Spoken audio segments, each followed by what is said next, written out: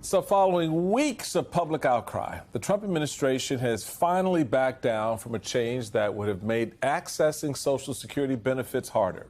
Last month, as you recall, the Social Security Administration proposed a plan backed by Elon Musk and his little Doge operatives that would have barred most claims to be made over the phone, instead requiring applicants to visit agency offices to prove they are who they say they are.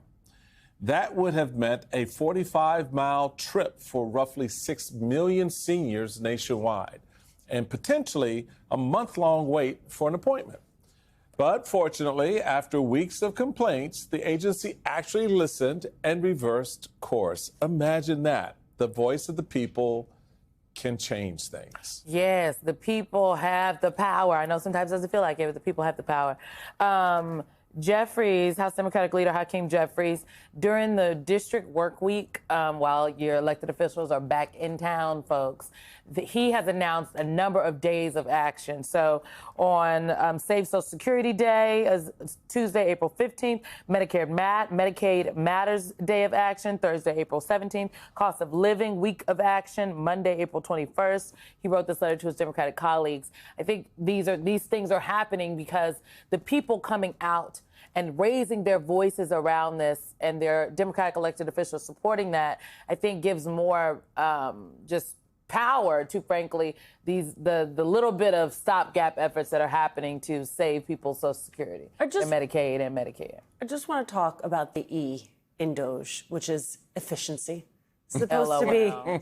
It's supposed to be about making government efficient. You know what is not efficient? Making a senior citizen get in a car to drive to an office in order to apply for their Social Security. You know what's not efficient? Slashing resources so that when people are calling, which is how most people conduct their business with the Social Security office, they now have to wait in a longer hold time. None of that is efficient. None of that is making this operate better, which, as we've talked about many times, has never been their goal. Their goal is not to make government more efficient. Their goal is actually to do quite the opposite, to make government so inefficient that you no longer believe in the power of government, that you no longer believe that government can possibly be an agency of good. And instead you say, just blow it up. Burn the whole thing down. Why should I put any faith in this institution?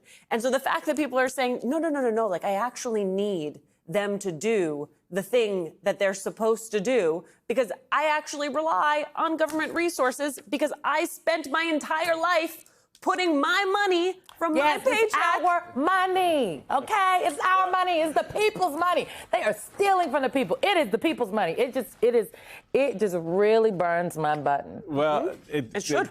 It should, and it does apparently for a lot of folks out there. Look, folks, the reality and the truth of this is now we understand a lot of what was taken as, oh, just cute rhetoric or, just Donald Trump being silly. So when he says, I alone can fix it, there's a reason for that. No, he alone can break it. He alone can break it. Yeah. He alone can break it, and that's the point. And so the idea that these institutions, to your point, Alicia, are there for purpose, their effort is to make them more efficient, to make them operationalize better, to create, to take out the pens that aren't filled with bodies. That's the thing in government where you have, we have, for 10 people, but we only, have 2 people actually working. Well, those 8 other pens or positions, you can do something with. That's looking at it efficiently. That's not this. It's exactly what you say it is. And now, as we had talked about earlier on tariffs, which we're going to get into some more in the next hour, where they're doing the backstroke. Oh, we're doing the backstroke. Yep, moving off of tariffs. We're going to change. Now we're creating all kinds of exceptions after we said we weren't creating exceptions. The American people, just as the billionaires are getting in his ear about what they want, the American people need to do the same. Not just get in their ear, but get up, in order to make sure they understand you mean business. Because at the end of the day, Elon Musk don't have a vote, right?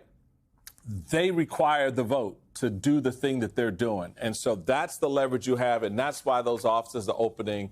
And there's more of that to come, as Simone has laid out. The people have the with power. These, efforts in these rallies. People have the power. The Social Security website keeps crashing, so maybe they shouldn't cut the IT team. I don't know, folks.